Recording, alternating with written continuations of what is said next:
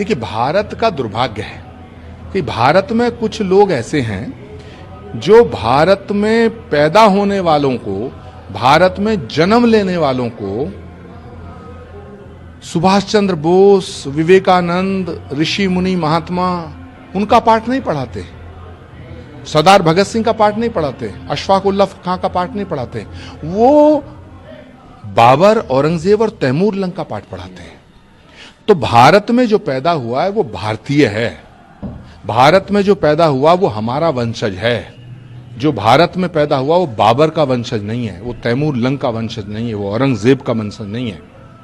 तो भारत की भूमि भारत की है, ना इधर की है ना उधर की है। भारत की भूमि पे भारत का अधिकार है। ये जो बोर्ड बने हुए हैं, ये जो बोर्ड सोर्ड, ये जितने भी सैन बोर्ड, साइन बोर्ड, दुकान के बोर्ड, ये दुकानें हैं, ये बंद होनी चाहिए। और भारत की भूमि पे भारत का अधिकार था, भारत का अधिकार रहना चाहिए।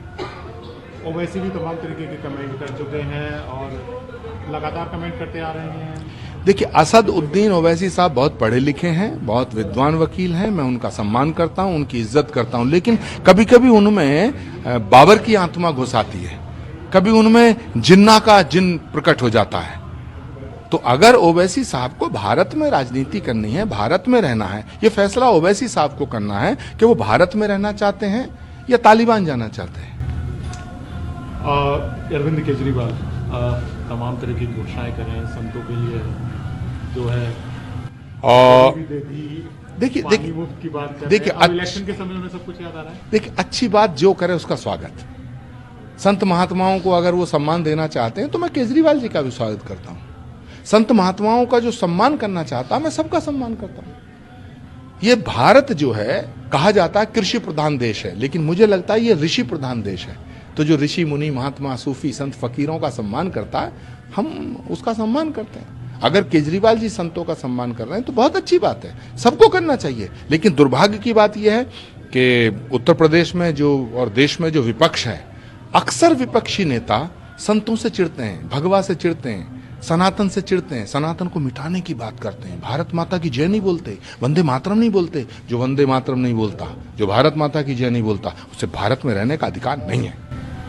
कुंभ की तैयारी हो गई है, बिल्कुल बहुत ज़बरदस्त तरीके से व्यवस्था की गई है। क्या कहना चाहेंगे? तमाम तरीके के कमेंट्स भी आ रहे हैं, अखिलेश जी भी तमाम कमेंट्स कर रहे हैं। देखिए, अखिलेश यादव जी को अपने परिवार के संस्कारों को थोड़ा सा जान लेना चाहिए। उनका परिवार बड़ा धार्मिक परिवार है, लेकिन पता नहीं क्यों वो शाहजहां के दाराशी को बनना चाहिए, लेकिन वो औरंगजेब की लाइन पे चलते हैं। ये ठीक नहीं है। उत्तर प्रदेश के मुख्यमंत्री बहुत ही लोकप्रिय मुख्यमंत्री हैं, योगी आदित्यनाथ जी। योगी आदित्यनाथ जी के रहते हुए पूरा विश्व का संत समाज हर्षित है, प्रफुल्लित है, आनंदित है। और मेरा पूरा विश्वास है कि ये कुंभ एक ऐतिहासिक कुंभ होगा, महाकुंभ होगा। और इस महाकुंभ से जो अमृत निकलेगा, मंथन के बाद जो अमृत निकलेगा, पूरे विश्व में सनातन की पताका फहराएगी। धनखड़ साहब उपराष्ट्रपति महोदय थे, बोल रहे थे कि उन्होंने कल एक प्रोग्राम में बोला है कि जहां भी सनातन हिंदू की बात होती है तो वहीं लोगों को दिक्कत शुरू हो जाती है, गुमराह करार दिया है ऐसे लोगों को। देखिए, इस देश को 1000 साल तक गुलामी का सामना करना पड़ा। भारत 1000 साल तक गुलाम रहा है और 1000 साल तक सनातन को मिटाने की कोशिश की गई है। जो सनातन 1000 साल तक नहीं मिटा, वो अब क्या मिटेगा? ये सनातन का दौर है, सनातन का युग है, और ये वो भूमि है जहां सनातन का अंतिम अवतार श्री कल्कि नारायण के रूप में प्रकट होगा। उधर राहुल गांधी जी जिस तरीके से प्रोटेस्ट चल रहा है स्टूडेंट्स का प्रतियोगी परीक्षाओं को लेकर, वो कह रहे हैं कि एकलव्य जैसा अंगूठा काट है ये भाजपा सरकार। देखिए, राहुल गांधी जी को एकलव्य के विषय में कुछ पता ही नहीं है। एकलव्य के विषय में तो उन्हें पता होगा ना, जो शिष्य रहे हों। राहुल गांधी तो किसी स्कूल में पढ़े नहीं है। राहुल गांधी जी को एकलव्य पे बोलने का अधिकार नहीं है।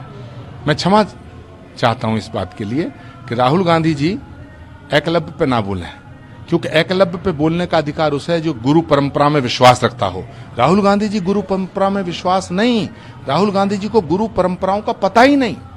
भारत की भावना क्या है, जनमानस के मानसिक पटल पर अंकित क्या है, राहुल गांधी जी राम के विरोध में रहते हैं, सनातन के विरोध में रहते हैं, गंगा के विरोध में रहते हैं, गाय के विरोध में रहते हैं, गायत्री के विरोध में रहते हैं, भारतीय संस्कृति सभ्यता सबके विरोध में रहते हैं। राहुल गांधी जी ने इतनी बड़ी पार्टी को डुबो दिया 15 सालों में।